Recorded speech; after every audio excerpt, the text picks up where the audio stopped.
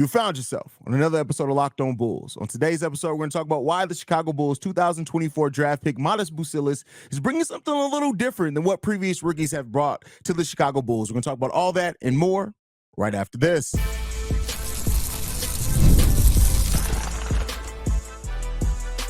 You are Locked On Bulls, your daily Chicago Bulls podcast. Part of the Locked On Podcast Network, your team every day. Thank you for tuning in to another episode of Locked On Bulls, member of the Locked On Podcast Network, where it's your team every single day. My name is Haize, host and creator of Chicago Bulls Central and Chicago Bears Central YouTube pages and podcasts. And today's episode is brought to you by FanDuel. Now through September 22nd, all FanDuel customers can bet $5 and get a 3-week free trial of NFL Sunday Ticket from YouTube and YouTube TV. Visit FanDuel.com to get started. All right, y'all. So let's go ahead and get into this. So there was an interesting article written by Elias Schuster over on Bleacher Nation pointing out how Matas Buzelis is a little bit different, or is bringing something different than what previous draft selections, especially by Acme, have brought to the table. And I thought this was a really interesting read, and there's some really good points made on this. And we'll talk about the points made in the article, and then we'll talk about how that could actually help the Bulls going through what many are calling a rebuild. Again, we'll, if you can tell by the last topic of the episode, we'll ask the question, is this, really a rebuild so far? Can we call it a rebuild so far that the Bulls are going through? But in this article, they point out the fact that Patrick Williams, we all know Patrick Williams, passive P is what we've called him here several times here on Locked On Bulls. And because of that, with him being called passive P, he's done some things, right? Defensively, we've seen him have really good defensive games. We've seen him be aggressive at times, going after put back dunks, but there's no question to be made that one of the things that stick out about what Patrick Williams kind of lacks on the court is that killer attitude so far. And I always, talk about the thing that's holding Patrick Williams back so much is really what's between his ears more so than what skills he has to contribute to the Chicago Bulls team. And he has a really quiet personality, pointed out here by Elias Schuster. Even here going into this year, we're hoping that he's gonna come off that a little bit, but this is still a Patrick Williams that is an extremely passive player on the court at times, and we'll see how much that changes. When you look at Ayo Dosunmu as well, Ayo Dosunmu is a killer on the court, make no mistake about it. And while we've seen him do things on the court that show leadership, he's still not that kind of vocal rah-rah guy. He is a guy that leads by example. He'll pull guys to the side. He'll point out little things. Like several times we've seen him calm DeMar DeRozan down at times over the course. So he's growing in the leadership role as well. And he has calmed down his teammates, but still he's not really kind of that fired up guy, right? Dalen Terry, Julian Phillips, while we haven't seen a whole lot of them, and they have more personality definitely than Patrick Williams, still aren't kind of those game changers as far as the momentum type guys. Matas Buzelis is different when it comes to that. He is that type of player. He is the type of player that is not going to back down. He's going to not only talk some shit out there on the basketball court, but as well as he's the guy that is going to get fired up. He's going to get his teammates fired up. And, that doesn't necessarily make for a great basketball player per se, but it is a something different. And that is, one of the things that he does bring on this court, the jaw jacking, those type of things. Those are things that he's going to like to do, but it's the edge. Matas Buzelis has an edge that is sometimes indicative of a player that is going to maximize on their potential, right? That edge that Matas Buzelis has, he is going to be somebody who may be that energy guy right away off the bench for the Chicago Bulls while still having some skill set. Now, that doesn't mean that it's going to be a great season or even career necessarily for Matas Buzelis. He still has to work on his shots, right? He has to work on the shot selection sometimes, right? But he is the type of guy that is going to bring a little bit of that Chicago edge to the Chicago Bulls. And even as a rookie, he's not a guy that's afraid. He's not going to be a guy that really backs down. Now, hopefully that works for him. We've seen guys that have that mindset that maybe it doesn't always work out for them and they become a target by some other players in the league. But overall, when you already look at how he talks to his draft class, how he's talked about Zachary Richer trying to dodge him, right? Where he's talked about, Ron Holland, somebody that he's friendly with, but he's going to talk crap out there on the court too. And Buzelis has the type of just mindset to where he believes in himself, but he also puts a lot on himself. He has high expectations for himself. So he's going to come to Chicago, and especially off that bench, is going to have a little bit of that edge. And so that is something different. And I'll say this, he also probably has the most upside of any Bulls players selected as far as what they came out the draft. But yeah, Patrick Williams had tremendous upside as well, but Buzelis has tremendous upside. Doesn't mean he's going to maximize on that, but you've seen what type of player Matas Buzelis is. And really, we haven't had, and Eli Schuster points out as well, we haven't had of that as well. And he has the physicality to match up with that. While Matas Buzelis is not a great on-ball defender by any stretch of the imagination right now, he does not back down. He doesn't hide away from trying to go at people on defensively, right? And so when you look at like the physical makeup of Matas Buzelis, which we've talked about through that draft process, what he brings there, when you look at the attitude, he does bring a little bit of a different edge. And I would not be surprised if Matas Buzelis is one of those players that brings a more competitive nature to the Chicago Bulls practices and in training camp than what we've seen a rookie do for a long time. And no, some of the great rookies, right, have that type of mindset. And like I said, it's not that mindset is just by nature going to all of a sudden make him this great player. Not saying that by any stretch of the imagination, but it does make you think how that is. It's just a contrast to what we've had, right? What we've had here so far. AK is drafted really high character guys. And that's not to say Matas Buzelis is not high character. He is a high character guy as well, but guys that are really humble. And Matas Buzelis, while he has great expectations for himself, he's going to come into this whole process, this whole rookie year. And every minute, I have no doubt that every minute that he gets, every minute that he earns, he's going to be out there trying to make a statement and a point. And we've seen it before. Like, we don't have the energy guys anymore. When you look at it, really, who's been the energy guys for the Chicago Bulls? Alex Caruso, Javonte Green when he's been here. At times, Kobe White for sure, right? More so last season, definitely energy guy. You saw the passion in Kobe White. And so, now Matas Buzelis steps in, especially in a role coming off the bench where that energy, that shit talking, all that could drastically help the Chicago Bulls. And also, like I said, just make it more fun. In a season where we don't know what this team is going to look like, win or loss record-wise, and that's fine. That's where we are right now. They'll have to prove some things. While we don't have that yet, so to say, it's good that he's going to be bringing some of that for sure. So, to really see what Matas Buzelis brings to this Bulls team as far as an edge is something that I'm really excited about. I'm excited to kind of unlock and to see how that mindset and the weight that he puts on himself, how that pressure helps him become the best version of himself. And this isn't to say, and I know they're going to be Bulls fans already that, they're going to be a little knee-jerky when it comes to Matas Buzelis. And that's because we've gone through a lot of change. He is a guy that the Bulls drafted, from the Chicagoland area. And there are going to be some Bulls fans that are more pessimistic that if Buzelis doesn't show a lot this rookie year, they're going to immediately go to kind of the judgmental, there's a bust. Oh, we shouldn't have drafted him, especially if a player like Khalil Ware is one of the players as well that actually may have a good rookie season going to that situation in Miami. I already know what the conversation is going to be. But I think when you sit back and look at it, like Elias Schuster points out in this article, that it's kind of good that the Bulls went a little different. Again, they went high upside, right? But on top, which is the good thing regardless, but it's the makeup of the guy and the personality of Matas Buzelis. And I would not be surprised by any stretch of the imagination if Matas Buzelis ends up becoming a fan favorite for the Chicago Bulls. Now, we got to see what level and caliber of player he's going to be for sure. But, I mean, we already know, like, the city of Chicago, we love the type of people who give effort. We love the players who go out there and make the highlight reel plays, which Matas Buzelis is going to make highlight reel plays between the dunks, between the weak side blocks, the chase down blocks, between those type of things, the steals, because he is active in the passing lanes. All those type of things are going to potentially make Matas Buzelis a fan favorite here in Chicago. And it just comes down to how much of the potential that he has does he maximize on. And that's something that we won't know right away, right? We may not know that for 2 or 3 years. Now, a player that he's compared to in Franz Wagner really showed a lot his rookie year, even more the second year, and then brought it all together by year 3.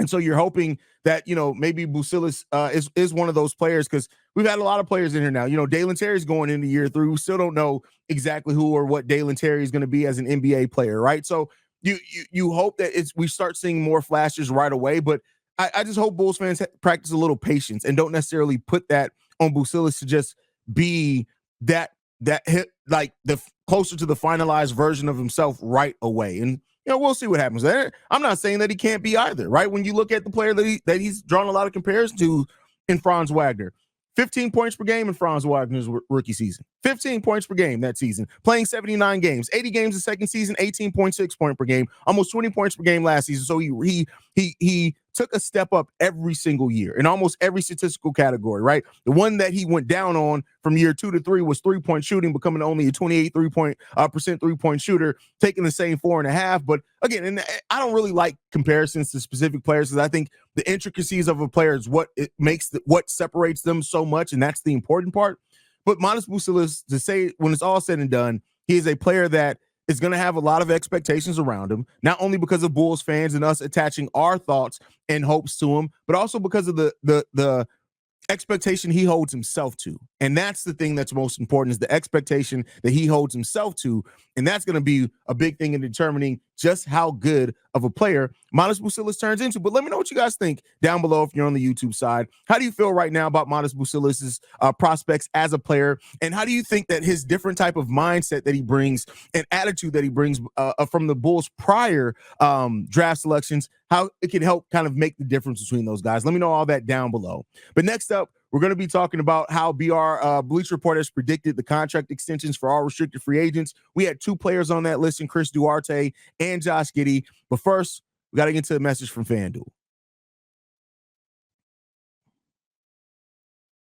You hear us talk about FanDuel a lot here at Locked On Bulls, and with football almost back, can you guys feel it? Isn't it a little bit different, like in the air and just attitude when you know football is right around the corner? Well, with football being right around the corner, you may want to sign up for FanDuel.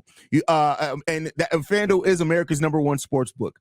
We all have a little something different for you. Now through September 22nd, all FanDuel customers can bet $5 and get a 3-week free trial of NFL Sunday Ticket for YouTube and YouTube TV. I just said it. Football is on its way back. Do you know the value in getting 3 weeks free of NFL Sunday Ticket? It's great. It's actually one of the best deals you guys are going to find around. Then with a YouTube TV base plan, you'll be able to watch every regular season Sunday afternoon out-of-market game. All you need is a Google account and a current form of payment, and you can cancel anytime. Canceling anytime is a big part of this. You don't want to get locked into something. I know we got so many subscriptions nowadays. The ability to cancel at any point in time, it's a really added value as well in that in of itself. Just visit FanDuel.com, download America's #1 sportsbook. So that said, we're going to go ahead and get off of this one. All right, Bulls fans. So with that said, let's go ahead and get into it. So Bleacher Report has talked and tried to predict the contract extensions of every restricted free agent. And with the Bulls having a big one in that in Josh Giddey, right? And Josh Giddey, who theoretically, and I say theoretically only because we don't know exactly what Josh Giddey's role is going to be for sure. We think that that he's going to have the ball in his hands a lot, that he's going to be primarily running that offense. That's the thing. That's a safe bet there. I don't doubt that he's going to be the starting point guard, even though some of y'all are still holding out hope that Lonzo Ball is going to be the starting point guard. And I don't know what world y'all live in, but nonetheless, so with that said, Josh Giddey now moving away from being a player, playing with a player like Shai Gilgeous-Alexander, where he will have the ball in his hands enough. And the question is how much does that contribute to winning when it comes to Josh Giddey? We know the numbers. Last season, 12.3 points per game, 6.4 rebounds, 4.8 assists, 33% shooting from 3-point range. And Josh Giddey still has a lot left in this game to uncover. Now, a lot of people, when you talk about the positive of Josh Giddey, they of course go to the 2022-23 season where he had the ball more in his hands and he averaged almost 17 points per game, 8 rebounds, 6 assists, almost a steal per game in that as well, 48% shooting from the field and 32% shooting from 3-point range, taking 3 3-pointers per game. Josh Giddey has grown in a lot of areas of his game as far as hitting the wide open 3-point shots, but then again, how many of those you're going to get? And also, Josh Giddey is a fairly healthy player when you look at it. Yeah, 54 games played his rookie year. I believe that was a COVID shortened season though. And then you had 76 the second year, 80 games played last year. So the durability is there. The question is what do the Bulls need to see from him to feel safe giving him a big time contract extension? Now, They had predictions back in March when it came to these contract extensions. And at that point, they thought that he was going to have to compromise on extension with the OKC Thunder. But now since he's come to the Chicago Bulls and he's in with a team that theoretically is going to let him be the best version of himself and try to unlock that and thus unlock a little bit more with the Chicago Bulls offense, it's a different case, right? And I would say this. If Josh Giddey gets back to what he did in 2022-23, the 17 points, 8 rebounds, 6 assists, if he gets back to that, he's going to get a huge extension from the Chicago Bulls, and he may get that regardless. I just want to be clear here. There's a world in which this happens. I'm not saying it's a for sure thing, but there's a world in which it happens that even if Josh Giddey struggles his first season with the Chicago Bulls, that the Bulls still are probably going to have to give him a big time extension. Now, maybe they come down on the years for that. We've seen how the Bulls have kind of used restricted free agency so far, right? Through this time, since AK and Eversley have taken over the Chicago Bulls, we've had 3 restricted free agents, and it's basically played out the same way every single time.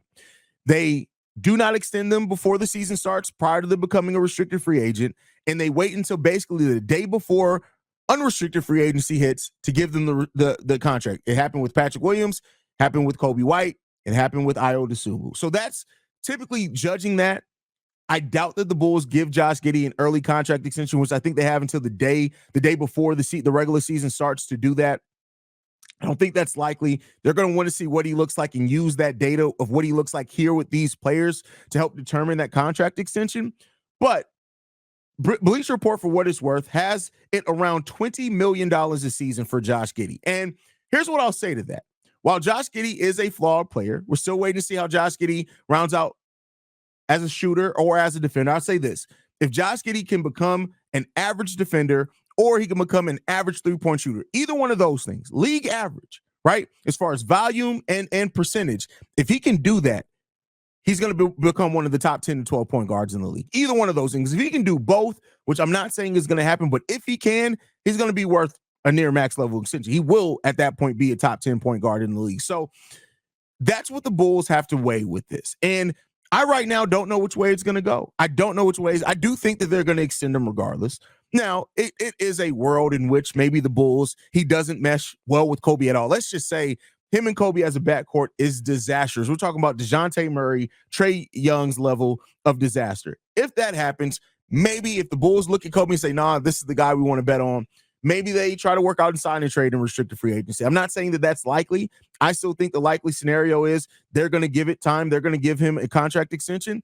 But that is something that the Bulls have to weigh in all this is how does everything fit together? How does Josh Giddey fit with Kobe White, with Patrick Williams, with Matas Buzelis? It's everything, right? With Jalen Smith, whoever they feel like they can draft if they do get to keep their draft pick. So that's something that the Bulls are going to have to weigh. But I do think it's a higher chance than not that Giddey gets an extension. I just don't think it's going to happen before the season. I think Giddey's going to try, and his agency are going to be right to try to see if they can get that value up, because if he does come here and things go well, we're not even saying the Bulls win or loss record because that's a team thing. But if the chemistry between him and Kobe works out, if this backcourt that they have and they're trying to figure out between these two guys ends up working, there's a lot of reason to believe that at that point in time, the Chicago Bulls are going to want to lock Josh Giddey into an extension, and it's either before the season or it's in the offseason. There's no mid between. It's not a veteran extension, so they can't agree to it at any point in the season like they could DeMar DeRozan last year. It's either at the beginning of the season or before the season officially starts, or it's in the next offseason. So that's what the Bulls are going to have to weigh, and I do think the higher chance than not is that it's going to end up with Josh Giddey getting an extension in the next offseason. And $20 million, when you look at like what Patrick Williams got, that seems about the area that you can probably expect. I know people are going to say, but Kobe. And I get it. I'm not saying that Josh Giddey is a better player than Kobe White. I'm not saying that at all at this point in time. But I am saying that how you also, it's situational to the negotiation power that you have. And with Josh Giddey, the Bulls giving up what they gave up to get Josh Giddey, with all those things happening, it is a world in which the Bulls look at Josh Giddey and say, hey, we kind of got to pay him. And, it is what it is there. But we are going to have to pay this guy. We're going to have to keep him. We're going to have to try to extract the most talent that we can out of him and just see where it goes at that point in time.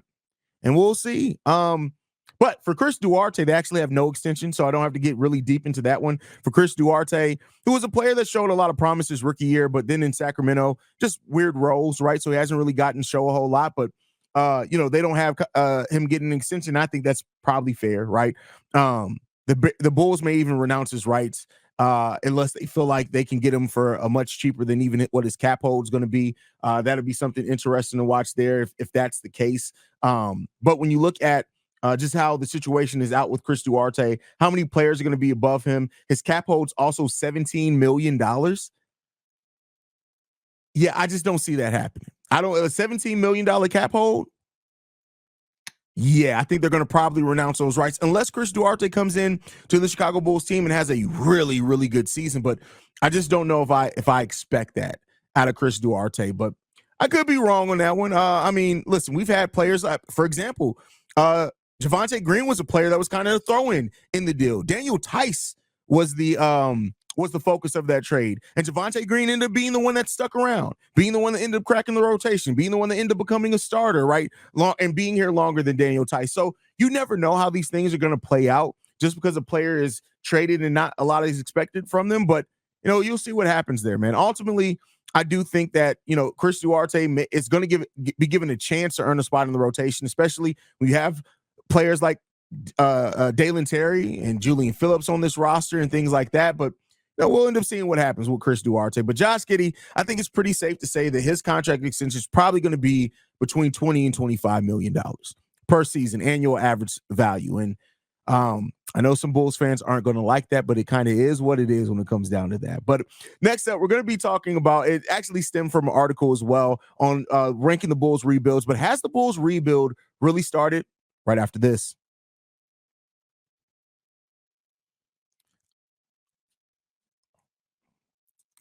All right, Bulls fans, I want to thank you guys for tuning in to Locked On Bulls, man, and making us part of your day every single day.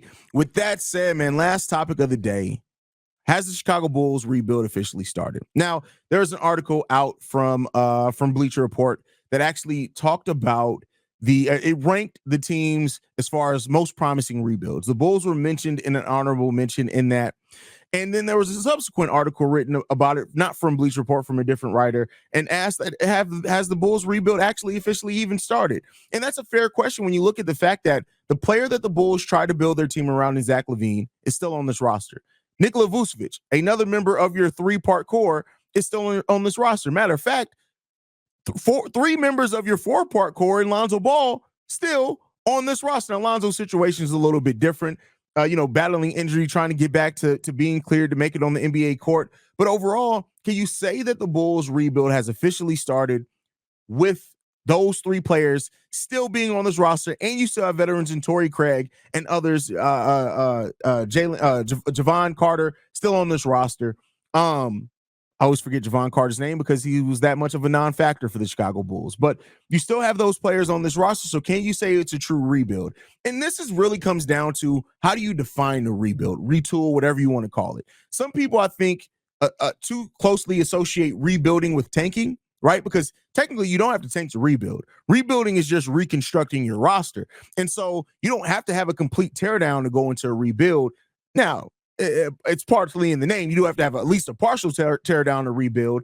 And I do think the Bulls have started it. I don't think they're heavily in the rebuild process as far as you can just say they're just clearly out rebuilding, because they're still trying to compete. And I think that they won't know that until they see a couple of things that come into this season. One, what happens with Zach LaVine? What is the future of Zach LaVine? Does Zach LaVine end up being on this roster by the end of the season, and then you're going through another offseason period and maybe even another season after the season where you're starting off with Zach LaVine still on your roster? If that's the case, there's going to be definitely some doubts on how much of a rebuild you're in. Nikola Vucevic is still here, right? So those things, like what happens with those two players over the course of this NBA season? Do you move off of one of them? Do you move off of both of them? Are you waiting to LaVine's move before you move Vooch? Those are some things that would determine that.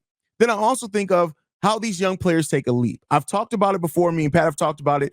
This Bulls team will have cap space going forward. They also have all their draft picks going forward. So if this team is set up either way, if they are bad, just outwardly bad, they'll have all their draft picks other than the one they own to the Spurs. And if they're bad, they'll be able to recoup and get lottery talent here for the next few. If Josh Giddey takes another step, Kobe White takes another step, Julian Phillips, Matas Buzelis, Patrick Williams, whoever you want to name, Jalen Smith, whoever you want to name, take some considerable steps in that young core, then the Bulls have the flexibility to then say, let's go out and add to this young core. Let's find some veterans. Let's find some other pieces that help supplement what this young core is lacking. And then we'll go on some playoff runs here for a little while we're competing for a 7th, a 6th seed to avoid the play-in, whatever it is. I'm not saying which way I would rather see the Bulls go. Me, top 10 pick in the 2025 draft is kind of should be the focus, but nonetheless, it doesn't matter. I'm not the one running the team. So that's what it comes down to. But I think that they have added in some flexibility to where if that is the case, they can pivot there and do that as well. Now, the thing is, with this front office, do you have faith in them to do any of it correctly? That's what it comes down to. Many people have pointed out how I think I've said on the show before, if you just have outwardly great trust in this front office's ability to draft going forward, I wish I was there with you. I don't have it. I think that they've done good things. Io, good pick. I think Julian Phillips is going to end up being a good pick. Patrick Williams is a solid starter on most NBA teams regardless, so take that for what you will. Yes, they reached that. They probably shouldn't have been at number 4, but woulda, coulda, shoulda there. How they do in the next few drafts are going to be really telling. But I don't necessarily know if I have faith in them to find the diamond in the rough. And that's kind of how I personally came into this. Of course, you heard AK, the Jokic, and you thought maybe they're going to find another diamond in the rough. Haven't done that. But they've drafted some solid pieces. Ayo Dosunmu, for where he was picked in the second round, is great, tremendous value. So all that's great. And you want to just see how much are they going to do that. And we haven't signed great play. DeMar DeRozan and Lonzo for what they brought at that time. What DeMar brought here over those years, like I said, the fact that the team didn't succeed wasn't just on DeMar DeRozan. It was on the roster construction. Lonzo got hurt. It is what it is there. The Vooch trade is mad questionable. So as long as you still have questions in your front office, it's hard to have faith in the direction of your team. That is the motif. That is everything that we're going to continue talking about here until they show it. It's always hard to have faith. But overall, I'll say this. The Bulls are in the midst of rebuilding. I can't say that they're in the depths of it yet because I think they're still waiting to see. And there are some fans that don't even want to wait and see. They would rather the Bulls pick a direction. And we'll see, man. We'll see where it goes. But ultimately, let me know what you guys think. When you think and look at the pieces that are still on this roster that were from the previous core, do you technically look at this as a rebuild? Is it just a retooling? Is it on the path of going to rebuild? Let me know what you guys think on all that down below as always. But guys, thank you so much for tuning in to another episode of Locked On Bulls. We are free and available on every podcasting app and platform of your choosing, as well as YouTube, the Odyssey app, and as well as Amazon Fire TV, so you guys can stay in tune with us there. As always, man, and you guys know we're trying to get the voicemail bag popping back here at Locked On Bulls, even though my boss, Nick, doesn't necessarily like mailbags as content, but you know, it is what it is. We're going to make it work here because we're Chicago. We do things a little bit differently. To call or text the show, 331-240-1180. Again, that's 331-240-1180. Make sure you guys sound off. I want to hear from you guys down below. But guys, thank you so much. And we'll see you guys next week. As always, man, love you guys. Go Bulls, y'all. Peace.